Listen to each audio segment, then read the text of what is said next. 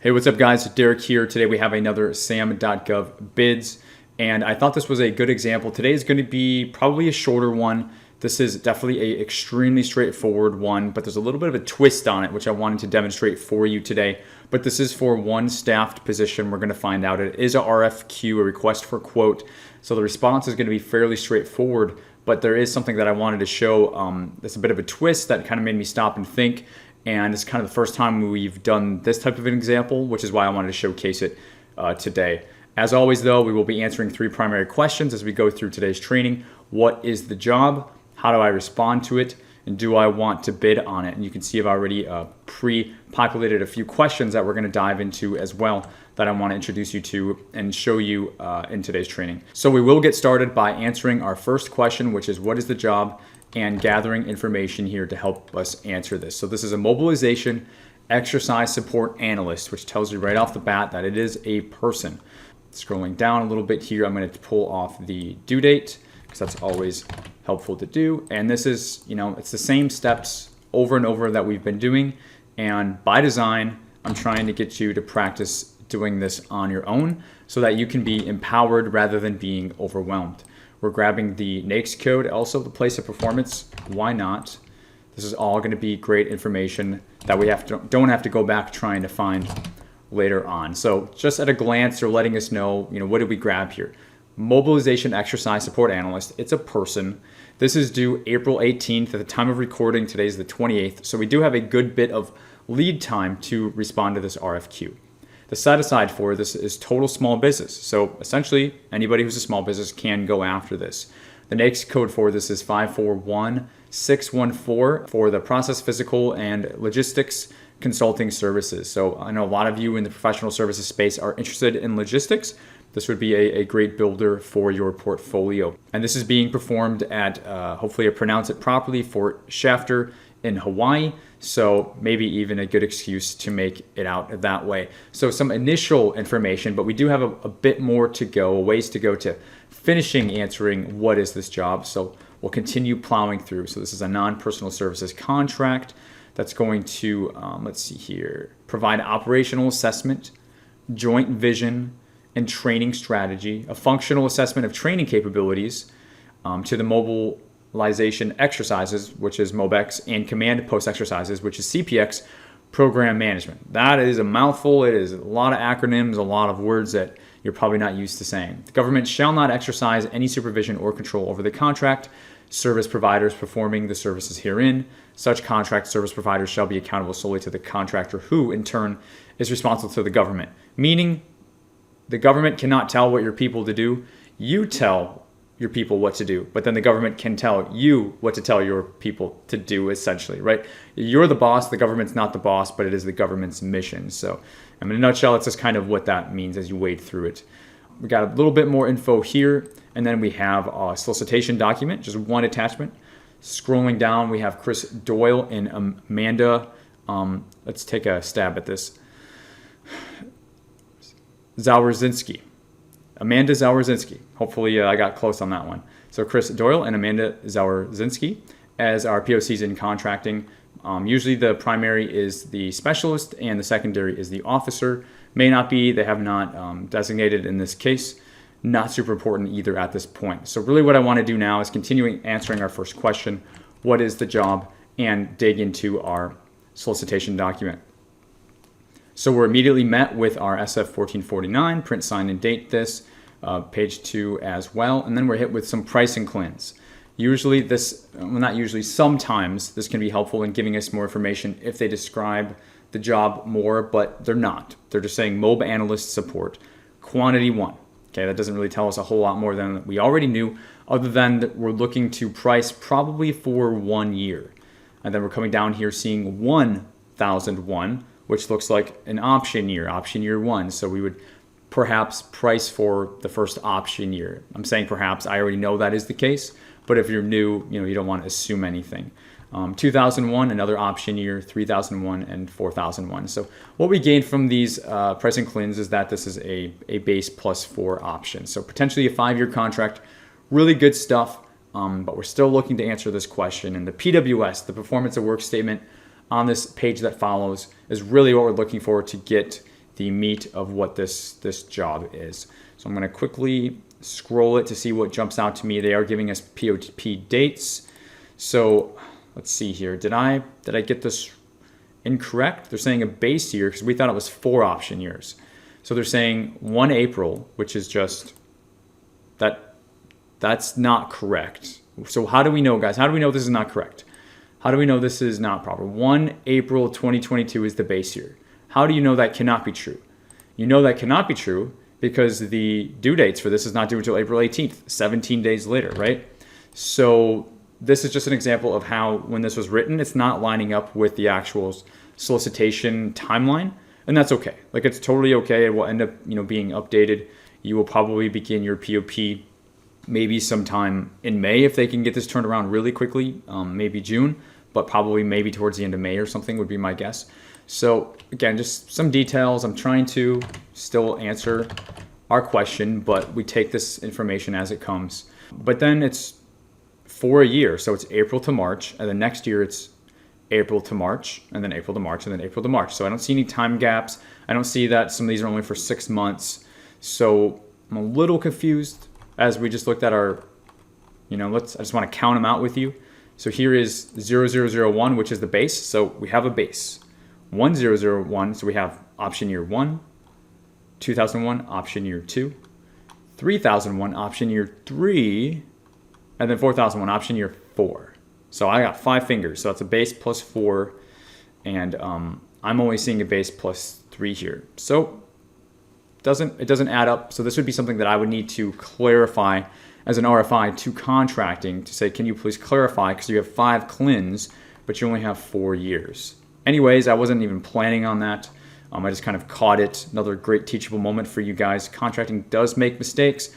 And if it's not a mistake, then it is a misunderstanding, and we still need to get that misunderstanding. All reasons to submit RFIs. Requests for information to contracting. Send your questions off. I'm quickly scrolling here and hit with some definitions. Really what I'm looking more for is more of the duties that we should actually provide. This one person, this MOB support analyst, what do they do? Okay, so now we get to page 11, specific tasks. This is about as specific as they're going to get, right? So task 1, develop, coordinate, and document the MOBEX. And there's a lot more details. I'm not scrolling through that. I need to keep the pace up for this training, but that's task 1. Task 2, provide operational and functional analysis of the MOBEX and CPX related issues requiring funding support. Got it. Task 3, identify and assess operational and program issues. Task 4, develop and maintain comprehensive synchronization matrix. And then task 5, monthly reporting. And I'm only seeing 5 tasks. So 5 tasks is really more of like, what is this job? I'm going to look to see if I can find kind of like a nice paragraph that sums these up, and that may have been, to be honest with you, that may have actually been on a listing page, these paragraphs here, and I am going to assume that as such. So those are going to be what I'm grabbing right now, and I'm going to say provide 5 tasks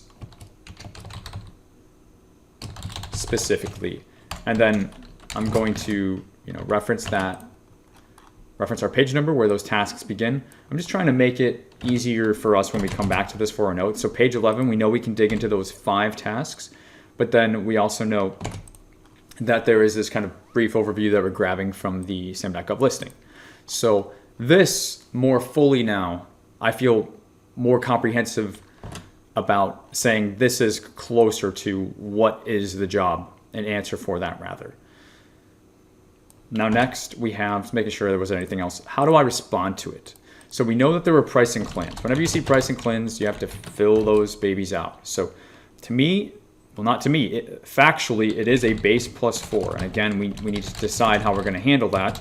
And I'm saying submit an RFI to contracting, whether that's Amanda or the Chris, the primary, Chris Doyle. You normally submit it to primary. That's what makes it primary. So send it to Chris, in my opinion. That clarification. Is it 4 option years or is it 3? And then what else do we have here? So we know we have to fill out the pricing CLINs. Then naturally you would look for something like, this is first off, this is an RFQ. You know, it's a RFQ, a request for quote, not an RFP. Requests for proposal RFQs are more heavily weighted on the quote itself by definition. So it's more price centered. Proposals are more, you know, proposal centered. So price and other factors. They've checked RFQ on this box. So method of solicitation, it could be an RFP, RFQ, or an IFB, invitation for bid, more often used more in construction type contracts. So we usually bounce around between RFQs and RFPs primarily for service-based bids. And that kind of just gives you, just by definition, what to expect a little bit. So I'm not looking for a huge, you know, proposal response. Just kind of scrolling down to where we left off here. But I'm still looking for something like an instruction to offers, section L, or evaluation factors, section M. Something to tell me this is going to be a lowest price bid, or hey, maybe they want a resume for this position. I could definitely see that being included for even an RFQ. It's not asking too much. We get our delivery information. Okay, here's another thing that's interesting. Okay, delivery date. This is a great place where you can go to find, yeah, we'll have to spend a minute on this, definitely, because your delivery information, you know, if it's supplies, it's like very literally delivery information, like here's the address, etc. But in services, it's like, what's the duration? What are the years? Okay, and then where is the work being performed typically? And then, hey, what is a POC? Oftentimes they will give a name here, which is the core, the contracting officer representative with their phone number. Oftentimes you'll find all that information just in this delivery one pager. So I actually really like this. And what I think is interesting and is popping out to me right now is that these dates, remember I said realistically it may be sometime in May from the POP. Now I haven't looked at this, you know, before, so I'm just kind of going through this with you. May 2nd, they're saying, is the POP, and that does not match. So we're on page 20, and then coming back up towards the top, they're saying, where was it? They're saying, here's a POP, and they're saying 3 option years. They're saying 1 April. 1 April. Keep looking at my calendar. Make sure it's not April yet. It's only March 28th. It's not April yet. So page 5 compared to page 20 do not match up. And if you caught that, then it's like, good job. You know that you're paying attention. This stuff happens all the time, guys. That's why I give you so many of these examples. So May 2nd, POP, which I think is the more believable one. But then the other thing that bothers me is down here, they're also doing 4 option years. And the pricing cleanse were also, remember, 1001, 2001, 3001, 4001. So also 4 option years. Those match. Page 5 does not match. Thereby, I draw the speculation, the hypothesis that this PWS was written before the pricing cleanse and other sections like the delivery sections were written. And then when this was combined, it was made sure to check the delivery section and the pricing cleanse matched, but the PWS was forgotten about. It was forgotten that was included in there. And so for me, I feel very confident that whatever's in the pricing cleanse and the delivery is what's accurate, but it's not what the PWS says. So by the sheer writing of it, it is unclear. There is a contrasting in information. So it's a great way to open that line of communication with contracting. And I'm saying all that as a bridge because there's something bigger. Remember at the beginning of this video, I said it's a weird twist. There's something else going on here that is a little bit perplexing to me. And so we're at page 22. We're at the end of the solicitation doc. We've pretty much scrolled through it all. There were just some clauses here remaining, and I didn't even see reps and certs, right? So I want to stick on point, but I also want to kind of tackle this. So how do I respond to this? Just the pricing cleanse, okay? No reps and certs included. No sections L and M or other information being requested, and I'll just leave that as generic as that for now. Here's the thing. Like if we want to talk real talk, usually I like things that are easy like this. This is too easy. It's too easy and it scares me, so I want to use it as an example for today's training. Okay, you probably don't know what the heck a MOBA analyst support is. Okay, read through the 5 tasks. It gives you an idea of what they do. I think there could be a little bit of a game going on here. Contracting is not giving contractors enough information to adequately respond to this. I believe it's fine that they're asking for only price because it is an RFQ. However, how is contracting going to discern one bid from another bid using price only? Really, what's missing here is some sort of qualifications to be reflected in a resume to ensure the person you are proposing to provide MOBA analyst support services to the Army is capable of doing such. The government is not asking for that. It's like price only. It's very, very price only. With that being said, without the qualifications, how are you supposed to know how to price this thing? So it's almost like there's an incumbent. It's almost like somebody's already doing this, or it's almost like the government's been doing this with their own people and they have a company in mind to give this one to. It's almost like that. There's so lack of information here. This is not encouraging a healthy competition. It's going to be very easy if you respond to this for you to price it wrong because you have no idea how to price this. And for the company, right, who does know what this requires for whatever reason, I'm not going to go there, but for whatever reason, they have information, okay, which they're not supposed to if it's going to be a healthy competition. They're going to be the only ones who know how to price this thing. So when the prices come in, the government's going to say, well, this price is the only one that makes sense. I guess you're the winner. Congratulations. And everybody else who was participating in healthy competition had no clue. These games happen. I'm not saying that this is a game that is happening here because I don't know. I know nothing. I looked at this for the first time with you right now. But I can identify these things a mile away. I have a lot of experience reading through these things, and I know what goes down behind the scenes. I'm suspicious. I have a theory. I do not know. This is all opinion. I'm not saying anything. I'm not saying anything to be factual here. I'm entitled to my own opinion. And if you've ever come across something like this and you've scratched your head, I would say I scratch my head too. Your intuition is probably a little bit correct. So what can you do about this? Well, you can quickly, do I want to bid on this? You can quickly no bid this. You can be like, they know who they're giving it to. I just don't even want to waste my time. You can do that. And if you did that, I wouldn't fault you. But I think it's a really good learning example for you to do this, right? Maybe call contracting out a little bit. Just ask them questions is what I mean. Since we have a running theory that there is maybe already somebody providing this, submit that RFI, submit that question. Who is the incumbent? Incumbent means who's already doing the work. Who is the incumbent contractor on this? Let's go ahead and tighten that up.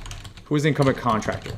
We're making the assumption that there is one. There may not be one. Like I said, it could be the government providing subject service, and they know a company that they want to give this to, but they're going to publicly go through all the hoops by posting this, and they've done healthy competition. Not really if you ask me. What is the previous award number? Okay, if you can get this answer, it's really a really good example of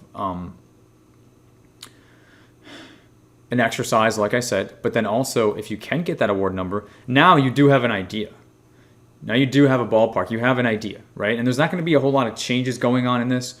MOB support is probably going to be MOB support in year 1 and year 3. It's probably not going to change a whole lot. So if there was a previous award, you probably can make a safe assumption that the scope is not changing a whole lot. Therefore, the awarded value for this should not largely go up or down. It shouldn't be a big change. if it was like for 10 or 20 people, there can be some scope changes, right? Which would affect the price. So that gets dicier. But with this being so straightforward, I don't know. I don't think so. I think if you can get the previous award number, they could, get you pretty close on what the previous awarded value was. And then maybe you would stand a chance, right? And then if you win, it's finding a person that can perform at that number you've submitted, right? But they're not asking for resumes or quals.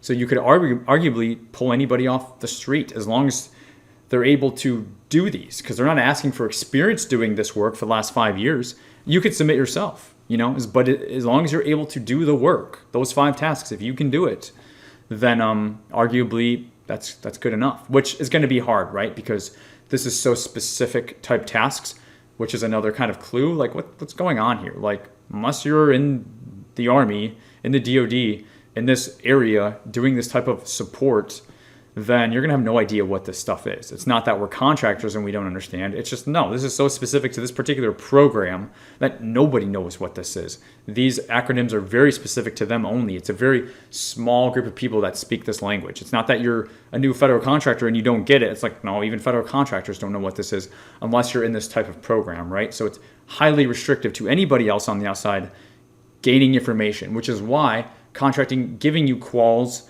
asking for resumes, helps to break that down, which they're not doing, which makes me suspicious. So bit of a soapbox, but a great learning, hopefully a great learning tip for you. The last question I had just written, is the government requiring resumes or quals for this? And we kind of already, beat that down. So you already know where I'm coming from that. So that's really all that I have to say about this one. Okay. Really, again, we didn't do anything new in this training that we haven't done in the previous ones. The new part was that twist at the end. And this stuff happens. And if I'm going to give you a homework or a takeaway or something that I want you to gain from today's training is submit these questions to contracting.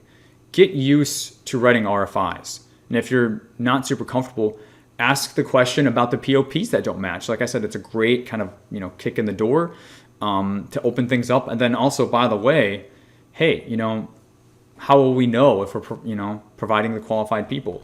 I wrote them down. Who is the incumbent contractor? What is the previous award dollar value, the award number, so you can look it up, either one, the value or the number, and then you can look it up in fpds.gov with the number if you have it. But then also, are you requiring resumes or qualifications for offers to submit to make sure the government can compare this to this to this? Otherwise, it's not going to be apples to apples. And it's not most advantageous to the government to only look at pricing, which is what their whole spiel is supposed to be about, that and healthy competition among small businesses. That's what their whole regulations are supposed to be about. And it looks a little sus to me, to say the least, guys. So again, that's my takeaway for you. Just do some homework, submit this. Don't everybody go and, I'm talking about in general. I'm talking about examples like this when you see an example. Please do not dogpile this particular example and inundate them with the same question over and over. Please don't do that. But that's kind of the takeaway from this, to help build up your skill level, get some interaction going, and this will serve you as a skill for many, many bids in the future if you decide to get serious about this. If you are serious about this, it is industry practice standard to do these sorts of clarification questions. And so that's really about it for today's training. Hope it was helpful. If you're looking for support, SAM.gov bids is something that really resonates with you. That's my offer is built around that. We have a small business incubator, first Fed bid by design, to help contractors bid on their first federal contracts in SAM. And I do have information on the program if you want to learn more in the description of this video. If not, keep learning. If you're not there yet, keep learning from the trainings. Hope that you find them helpful. And if you did find it helpful, click the like button. Consider subscribing to the channel. Super appreciate it. And until the next training, guys, I hope you enjoyed, and I will see you next time. Take care.